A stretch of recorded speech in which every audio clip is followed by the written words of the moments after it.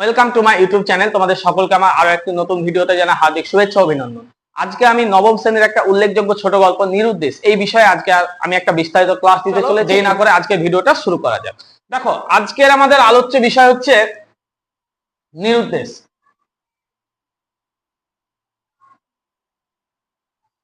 এটা লিখেছেন প্রেমেন্দ্র মিত্র।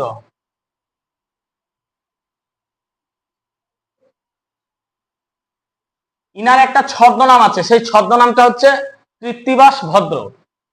তাহলে ছদ্মনামটা কি বললাম? কৃত্তিবাস ভদ্র। আর এই যে গল্পটা নেওয়া হয়েছে সামনে চড়াই এই গল্প গ্রন্থ থেকে, সামনে চড়াই এই গল্প গ্রন্থ থেকে কিন্তু এটা কিন্তু নেওয়া হয়েছে। তাহলে আমরা এখানে মোটামুটি এই গল্পের হেডিং, এই যে নামটা, এই নামটা শুনেই কিন্তু আমরা একটা অনুমান করতে পারছি যে এই গল্পে অ্যাকচুয়ালি কি বলতে চাইছে। নিরুদ্দেশ মানে কি? কেউ হারিয়ে গেছে। আমরা দেখবো অনেক সময় এখন বর্তমানে সোশ্যাল মিডিয়াতে কেউ হারিয়ে গেলে খুব ট্রেন্ডিং এ চলে যে অমুক ব্যক্তি হারিয়ে গেছে। ফেসবুকে, ইনস্টাগ্রামে, সোশ্যাল মিডিয়ায় কিন্তু একটা তোলপাড়। কিন্তু আগে তো সোশ্যাল মিডিয়া ছিল না। তাহলে সেখানে তারা কিভাবে করতো? হ্যাঁ, খবরের কাগজে। তাহলে আমরা এইরকম কিন্তু আমরা মোটামুটি একটা কিন্তু ধারণা কিন্তু একটা পাচ্ছি।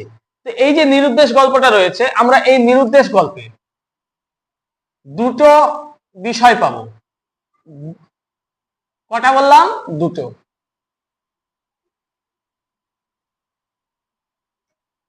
এখানে আমরা দুটো বিজ্ঞপ্তি পাবো।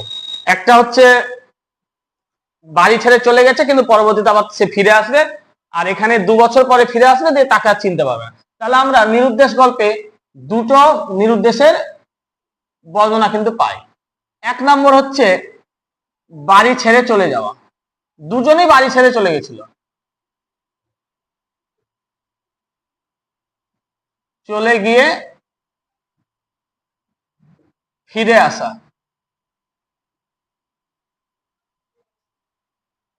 আর একটা কি? ফিরে আসার ভয়ানক ট্র্যাজেডি। ফিরে আসার ভয়ানক ট্র্যাজেডি।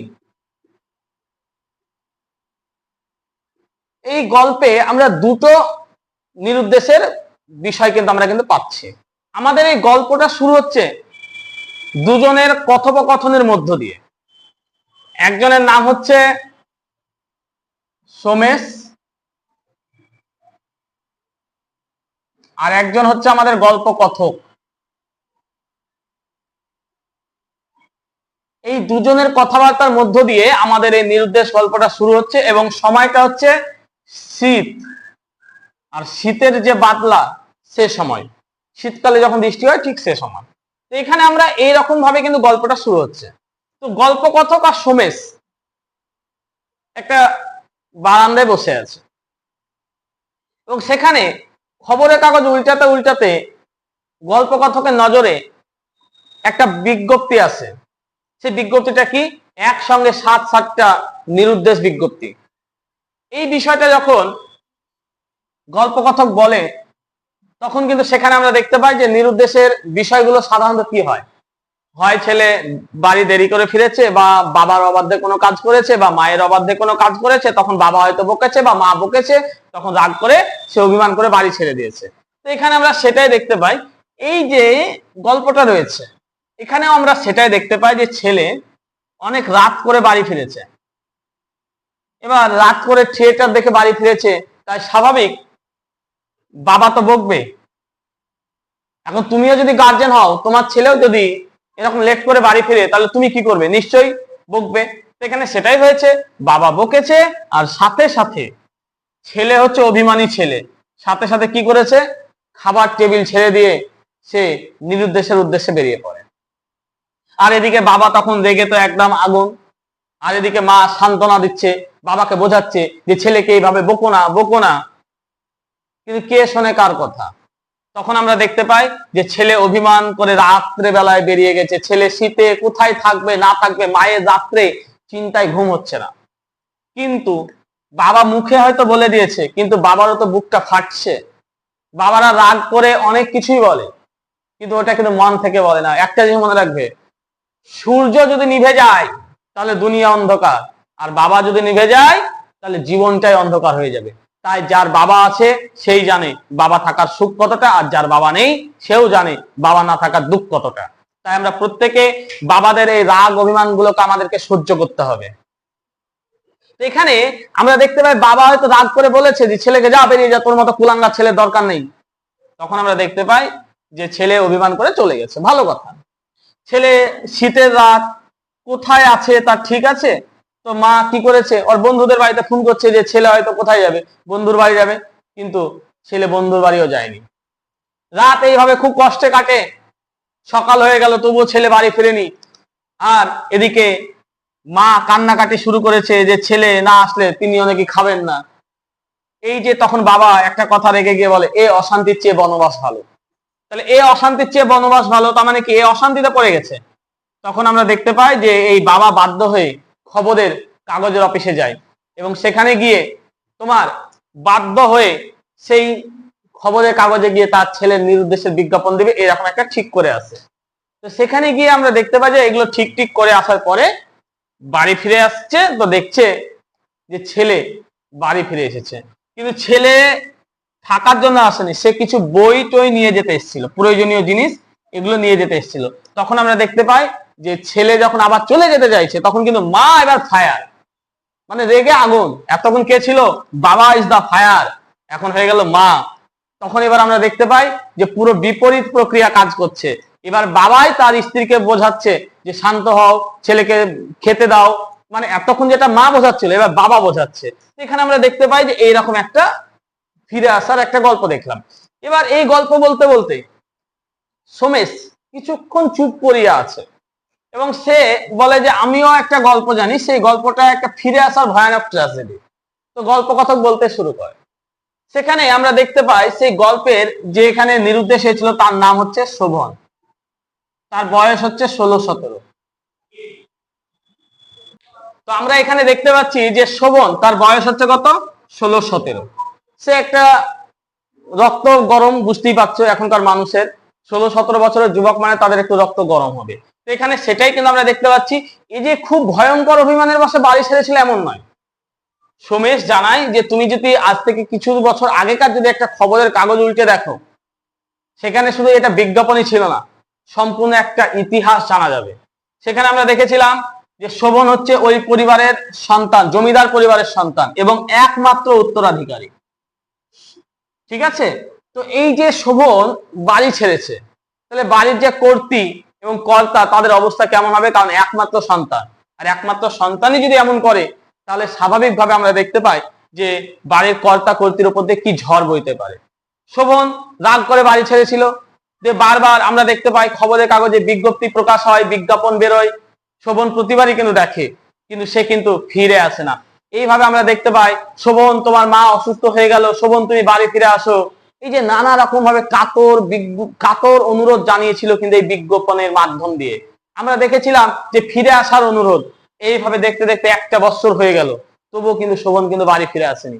হঠাৎ একদিন শোভনের চেহারার বদলে বিজ্ঞাপনে উঠে এলো, শোভন তোমার বুঝি আর তোমার মায়ের সঙ্গে দেখা হলো না। এই বিজ্ঞাপনটা দেখে শোভনের মনটা ছটফট করে উঠেছিল যে ইতিমধ্যে শোভন 2 বছর পরে যখন সে বাড়ি ফিরে আসছিল, তো শোভন কিন্তু এখানে এসে হতবাক হয়ে গেছিল। আর এই গল্পটা শুনতে শুনতে গল্প কথক বলে যে থাক আর বলতে হবে না, মানে কি 2 বছর পরে বাড়ি ফিরে এসছে। আমরা স্বাভাবিকভাবে জানি যে 2 বছরে বেশি কিছু মানুষের পরিবর্তন হয় না, 10 বছর পরে আসলেও কিন্তু তোমার পরিবারের লোক কিন্তু তোমাকে চিনতে পারবে। কিন্তু এখানে কিন্তু একটা মিরাক্কেল ঘটে গেছে। মিরাক্কেলটা কি, 2 বছরে শোভনের চেহারাতে বহুত পরিবর্তন হয়েছে, অনেক কিছু চেঞ্জ হয়েছে, শোভনকে আর কেউ চিনতে পারেনি। শোভন যখন 2 বছর পর ফিরে আসছে, তখন শোভন এসে দেখে যে তার বাড়ি ঘরের পরিস্থিতি সব চেঞ্জ। আগে যেখানে সরকাররা কাজ করতো সেই সরকার চেঞ্জ। তো প্রথমেই আমরা দেখতে পাই শোভনকে বৃদ্ধ নায়েব মশাই প্রথম বাধা দিল। নায়েব মশাই কি করলো, প্রথম বাধা দিল। আর বাধা দেওয়ার পরে আমরা সেটাও দেখতে পাচ্ছি যে নায়েব মশাই যখন বাধা দিল তখন তাকে ঢুকতে দিচ্ছে না, তখন শোভন কিন্তু একটা হাসে যে সে তার নিজের বাড়ি ঢুকছে, তাকে কেউ চিনতে পারছে না, এটা ভেবে স্বাভাবিক হাসবে। আমি যদি এখন আমার বাড়ি যাই আর আমার বাড়ির গেটম্যান যদি আমাকে ধরে নেয় কেমন লাগবে, বিষয়টা ঠিক এখানে সেটাই লেগেছে কার? শোভনের। তো এখানে আমরা দেখতে পাই শোভনের চোখে মুখে তখন হতাশা, যে কি ব্যাপার, আমাকে কি কেউ চিনতে পারছে না? তখন শোভন জানায় যে আমি শোভন, কিন্তু কেউ তার কথা বিশ্বাস করে না, কারণ তাদের কাছে ইতিমধ্যে খবর এসছে যে শোভন নাকি 7 দিন আগে অপঘাতে মারা গেছে। 7 দিন আগে অপঘাতে ট্রাকে চাপা পড়ে নাকি মারা গেছে। আর শোভনের যে ওরা বর্ণনা দিয়েছিল তার সঙ্গে নাকি অনেকটা মিলে গেছে, তাই সবাই ধরে নিয়েছে যে শোভন মারা গেছে। আর শোভনের একটা পরিচয় চিহ্ন ছিল, সেটা হচ্ছে ডান কানের নিচে জরুল ছিল। তো এই ইতিমধ্যে শোভনের পরিচয় নিয়ে বেশ কিছু লোক নিজেকে শোভন দাবি করেছে, তাই বৃদ্ধ খাজাঞ্চি মশাই, নায়েব মশাই, তারপরে আমাদের যে জমিদার মশাই, তাদের একটা কড়া নিষেধ আছে যে কেউ যেন এই বিষয় নিয়ে যে তার গন্ডগোল না করে। তো এরকমই অবস্থার মধ্যে আমরা দেখতে পাই যে শোভন বাড়ি এসেছিল, কিন্তু বৃদ্ধ খাজাঞ্চি মশাইকে দেখে শোভন একটু আশ্বস্ত হয়েছিল।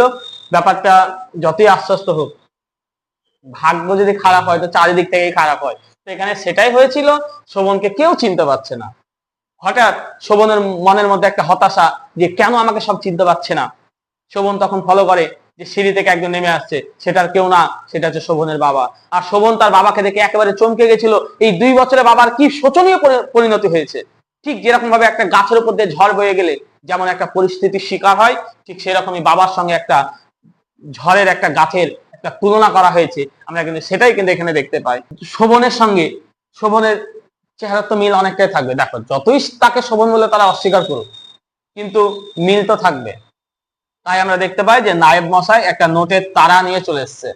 নোটের তারা মানে কিছু নোট, টাকা পয়সা নিয়ে এসছে, এবং শোভনকে অনুরোধ করে যে এই বাড়ির কর্ত্রী হচ্ছে খুব অসুস্থ, তাকে ছেলের চরিত্রে অভিনয় করতে হবে।